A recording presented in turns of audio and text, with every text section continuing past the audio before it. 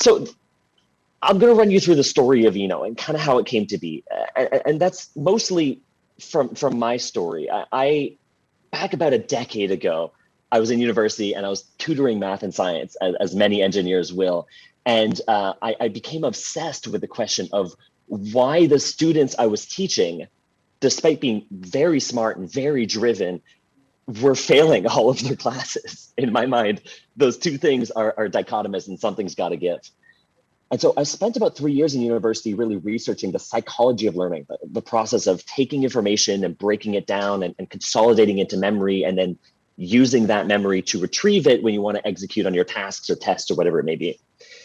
And at the same time, I was attending these neurotech meetups where people were using a Muse device or the emotive device and measuring using EEG different brain signatures in order to interpret what was going on in people's brains. And by combining those two things, there was the consumer neurotech side of these meetups where they're using these accessible devices to try and measure your brain, and the literature side of the psychology and the neuroscience of the brain. It struck me with this dichotomy of what people were doing in consumer neurotech. Let's say using a Muse headband to design a shirt with LEDs that lights up based on your mood, just didn't have the same weight and the same potential and the same life-changing impact that I was seeing occur in clinical neurotechnology with 64 sensor caps where they could detect neural states incredibly accurately, and they could design neurofeedback programs that were life-changing.